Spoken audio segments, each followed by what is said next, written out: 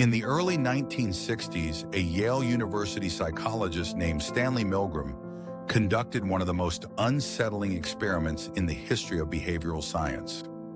It began with a simple setup: two participants arriving for what they believed was a study on memory and learning. One was assigned the role of teacher, the other the learner.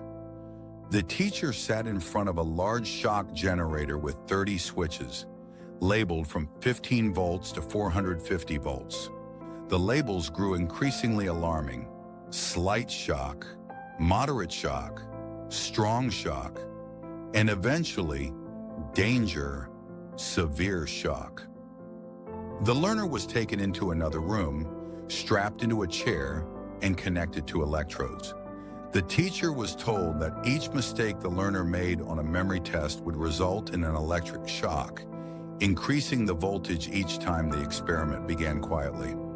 The first shocks were mild. The learner made mistakes as expected, and the teacher delivered the required jolts. But as the voltage increased, everything changed. At 75 volts, the learner grunted. At 120, he complained loudly about the pain. At 150 volts, he shouted that he could not continue.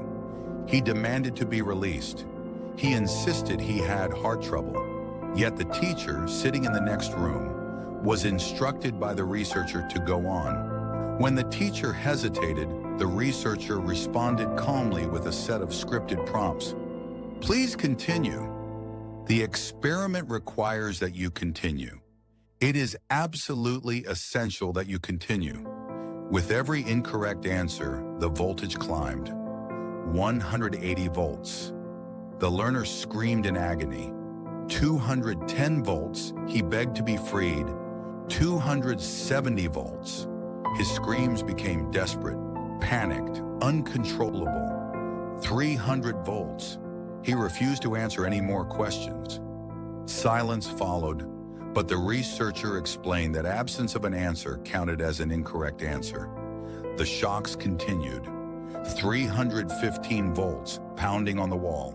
After that, nothing. No voice, no protests, no sound at all.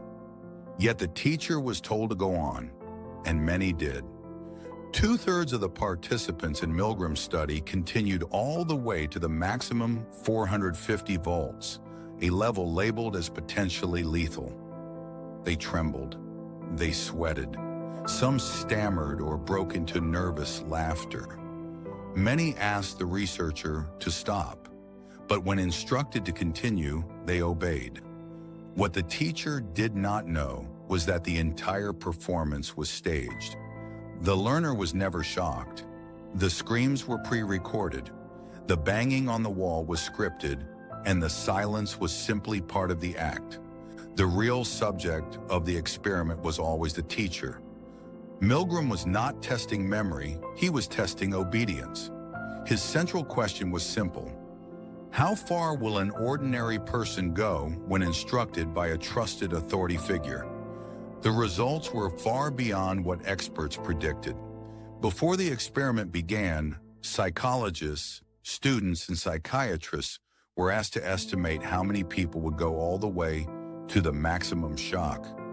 Most predicted about 1 or 2%. Some predicted that only 1 person in 1,000 would obey to that point. But Milgram's data showed that a large majority did. The experiment revealed something deeply uncomfortable. Ordinary, decent people can inflict extreme harm when instructed to do so by an authority. This pattern has been seen not only in labs, but in real life. In workplaces, institutions, military settings, hospitals, and everyday environments where titles, uniforms, and perceived expertise carry enormous influence. Milgram's work highlighted a powerful and often invisible psychological mechanism. When an authority appears legitimate, people shift responsibility upward. Their internal voice grows quieter, their own judgment weakens, and the pressure to obey silently takes over. The lesson is not that people are naturally cruel. It is that people underestimate how strongly authority shapes their choices. Understanding this force does not make us immune to it, but it makes us aware, and awareness is the beginning of resistance.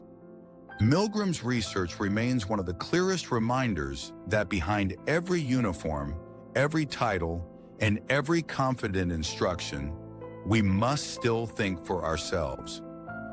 In this video, we are going to explore why obedience feels so natural, how authority shapes our decision without us noticing, and what you can do to stay aware and in control.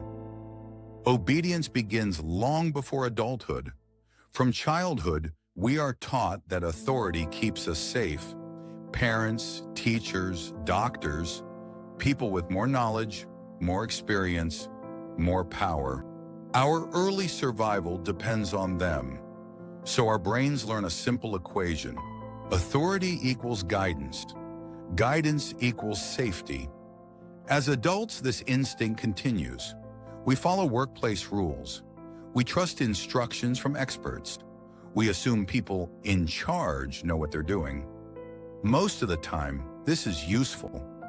Authority helps coordinate complex systems, schools, hospitals, companies, governments. But the same instinct that helps us can also mislead us. To understand how deeply this instinct influences us, we need to look at how authority subtly impacts our behavior in everyday settings.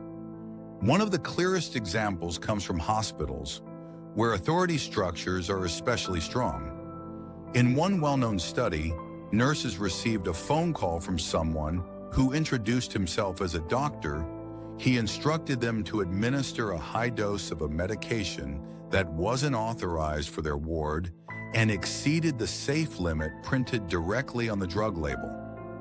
Every part of the instruction violated medical protocol. The drug was unfamiliar, the dosage was dangerous, and the doctor was someone they had never met. Yet almost every nurse moved to carry out the order. They weren't careless. They weren't incompetent. They were responding to the immense weight that the title doctor carries in medical settings. The authority implied by a single word was strong enough to override professional training, personal hesitation, and common sense. Another real example comes from a very different environment, a protest on a set of train tracks in the late 1980s. Activist S. Brian Wilson lay across the tracks to stop a weapons shipment. The train crew had been given orders not to stop under any circumstances. When they saw him ahead, they didn't slow down. Wilson lost both his legs. Later, he said something striking. They were just following orders. This same pattern appears throughout history and across cultures. People deferring to authority figures, systems, or instructions, even when it contradicts their own eyes, instincts, and moral discomfort. It is not about good people versus bad people. It is about the enormous psychological pressure created when an instruction comes from someone who appears responsible, credible, or in charge. Most of the influence happens silently, through signals we absorb without realizing it. These signals shape our reactions long before we consciously evaluate what's happening. One of the strongest is titles. A single word, doctor, professor, inspector, chief, can immediately elevate someone's perceived competence. Studies show that people attribute greater intelligence, height, and even moral character to individuals introduced with high-status titles. The label alone reshapes our perception. Another powerful signal is clothing.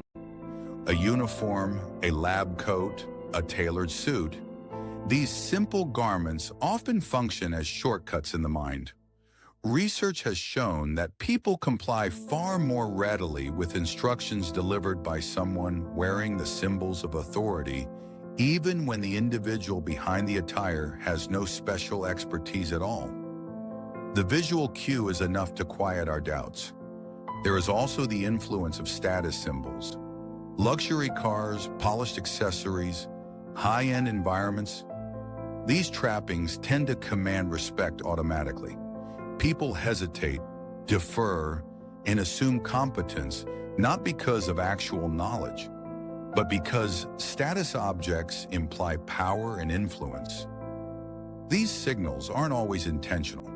Sometimes they reflect real expertise or legitimate authority, but other times they simply mimic the appearance of it.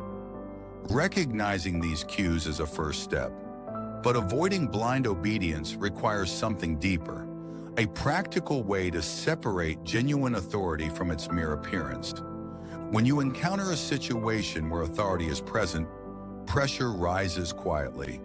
A confident voice, a title, a uniform, or even a structured environment can all nudge you toward compliance. To stay grounded, two simple questions can make all the difference. The first question, is this person a legitimate expert in this specific situation? Not do they have credentials, but do their skills and knowledge actually apply here? A doctor is an expert in medicine, not in financial investments.